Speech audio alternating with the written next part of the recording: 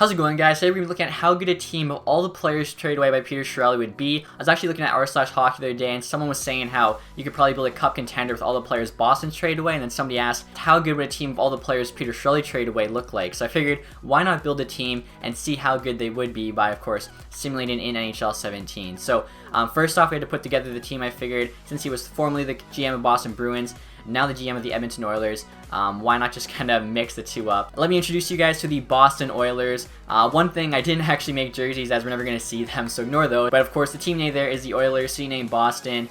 We got the TD Place. I figured I would kind of combine TD Garden and Rogers Place. Like I said, it's kind of just a combination of the two. Here's a look at the logo. I think some of you might like it, some of you might hate it. Obviously, it's just the Oilers logo with the Bruins black and yellow. So now we're going to the exciting part of actually showing you this roster. One thing I decided to do, though, was actually include draft picks that Chiarelli's traded away that turned into really good players, just to make it a bit more fun as well. It makes the team a lot better. So here, guys, is the Boston Oilers. First line there with Taylor Hall, of course, traded away last summer for Adam Larson when Chiarelli was the GM of the Oilers. Tyler Seguin there, of course, traded away for like Erickson, I think Riley Smith, Joe Morrow, some other guys. Phil Kessel, of course, was traded for the pick that drafted Seguin, along with the pick that drafted Dougie Hamilton.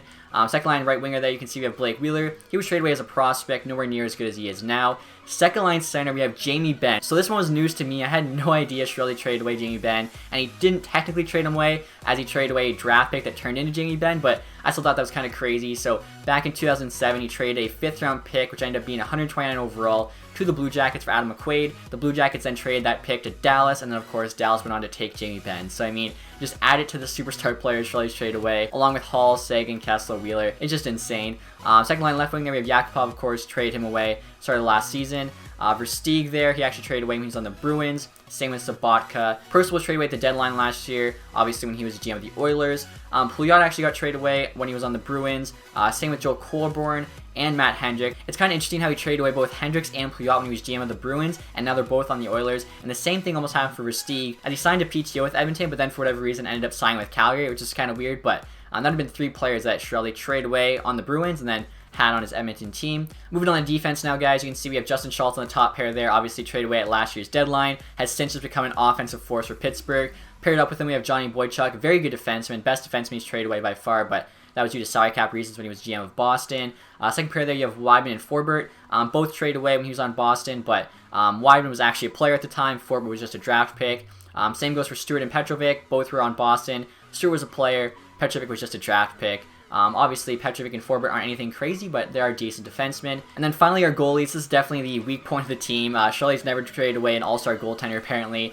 Starting goaltender there, Anders Nielsen, only 80 overall. Backing him up there, Ben Scriven, 77. So I feel like the goaltending is definitely going to be the thing that lets us down. Our offense is stacked, defense is solid. Goaltending really isn't that good. Also has included a bunch of not-so-good players to trade away, just in case you're wondering about some of the other names. So you got Jordan Karen there. Martin Marincin, of course, got traded to the Leafs. Camphor there, Boyd Gordon, Brad Boyes. Matthew Barzal, of course, is from the 1st round pick he traded for Griffin Reinhart. I'm sure Chiarelli would love to have that trade back. You got Hunwick there. That was actually back when he was on Boston. He made that trade. Philip Larson and Brandon Davidson. I think that's like his most recent trade for David Desharnais. And then Taylor Beck. So those are the scratch players, not good enough to make the starting lineup. But I just wanted to include those guys on the team in case you were wondering about some of those other trades. So now we're going to go to a franchise mode and see how good this team would be in a simulated season. Are they even going to make the playoffs? Let's find out. So I'm setting up the franchise mode right now, guys. Obviously, GM name there, Chiarelli. I'm thinking we'll probably replace the Colorado Avalanche simply because worst team in the league this year.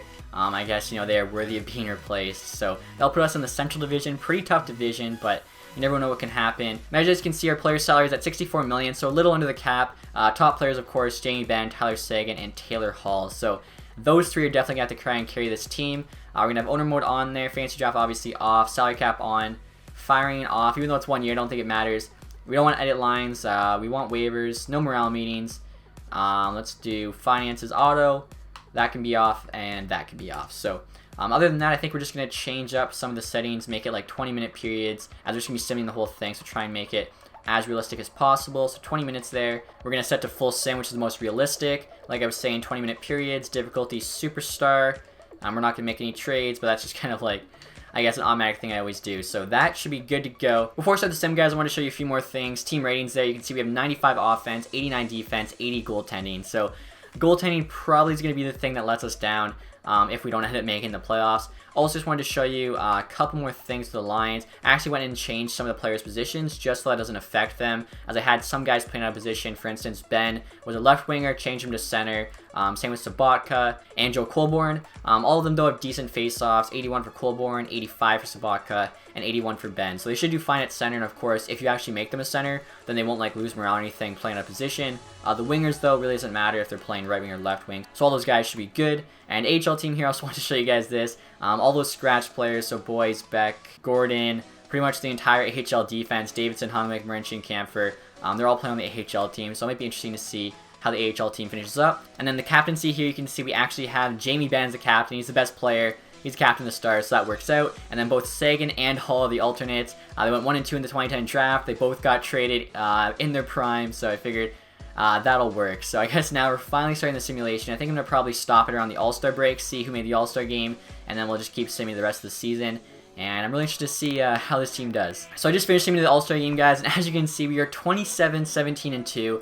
Much better than I expected. I thought this team might honestly have a negative record just because of how bad the goalies are. AHL team also pretty good there, 27, 15, and 3. So let's see here where we are in the standings. 5th place in the Central, 56 points, good for a wildcard spot. Just shows you how good the Central is, though. 56 points puts us 5th place. Only one back of Winnipeg, though. So if they keep playing pretty good, maybe this team will actually make the playoffs. Ratings look to have changed a bit. 96 offense, 90 defense, 77 goaltending. So I'm just going to check and see if any of the players have gone up in overall. I think maybe somebody has. Sagan here's a 93 now, so he's gone up 1. Rest of the team, I think Sabotka's gone up 1. I think he was an 84. And then Hendricks has gone up 2. He was an 81, now an 83. Defense there, Boychuk's gone up 1 to an 89. And goalies here, Scrivens and Nielsen are actually both up 1. So team's playing well. You got some players there boosted. Obviously, too, we want to check and see who made the All-Star game from this team. So just going to check that right now. Hopefully somebody did. I know in my Red Wings GM mode, nobody seems to be making the All-Star game. So looking through here, I have to make sure I keep an eye out for the Boston Oilers. That's going to be kind of tough to see. Tyler Sagan made the All-Star game. Let's see. The Oilers there with McDavid. I almost thought that was our team again.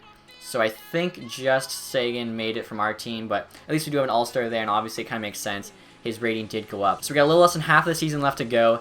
Let's see if this team can keep it up. So I just finished simming the rest of the season, and this team just absolutely took off the second half of the year. Finished with a record of 51, 25, and 6. It's just outstanding. We actually won our last game of the season against the St. Louis Blues 7-0. Just crazy. Like, kind of looking through the months here, scoring so many goals. Like, I feel like we probably have to be one of the highest scoring teams in the league. Probably also give up a lot of goals too, but can make up for it with how good of our offense is. AHL team there also did really well, 42, 25, and 6. But obviously, want to see if we're going to the playoffs, and we definitely are. Finished with 108 points. I mean, we put up over 50 wins, and actually won the conference. That's crazy. Went from wildcard spot to winning the conference.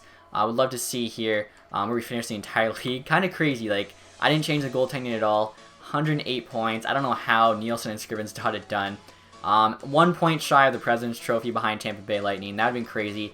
Actually had more wins than them, though. Just not enough overtime losses. So, I mean, the most wins in the league with 51. The only other team with 50 was Chicago. I'm really interested to see if we did lead the league in goals for, as we had just so many good players on the team. So, Boston Bruins were last, and the Boston Oilers were first. Go figure, that's crazy. Goals against, though, let's see. So, Chicago was the best, 193. And where are we? We actually aren't that bad, 223. I thought we would probably be like first goals for and first goals against, but apparently not. That's still so crazy just how good this team did. And as you can see here, Sagan led the team in points with 105. That is insane. Second there, Phil Kessel, 92. Jamie Benn, 83, of course, playing second line center. He's carrying that second line. Wheeler at 65. Hull also at 65. Thought Hull might have been better. Kessel at 92. Sagan at 105. I don't know. Let's see, Purcell at 50. I'm pretty sure he's playing third line, so he put up 50 points somehow. Sabatka 42, Yakupov 38. Didn't grow at all. Playing second line. That's a bit unfortunate. I thought Yakupov would definitely grow playing with Ben and Wheeler, but I guess not. I mean, honestly though, like the fact that like our fourth line guys are putting up 35 points is so impressive. Defense didn't put up too many points, but that's okay. Let's take a look here at the goalies and see how they both did. So Nielsen obviously played most of the game, 69 games, 2.61 goals against, 2.57. Not that great for either of them.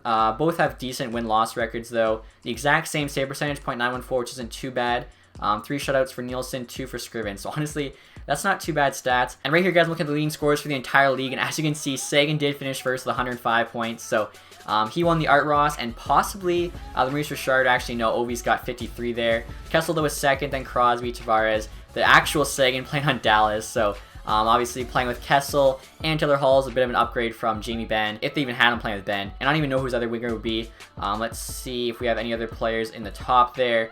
Jamie Benn, the one that was on our team, 83 points. Let's see where the other one is, 79. So, I mean, that just shows you how good our offense is. Like, the exact same players, but playing with our group of forwards, put up that many more points. So, I guess I'll stay in the playoffs now and see if this team can actually win a Stanley Cup. 1 point shy of the President's Trophy. They have the Art Ross winner on their team.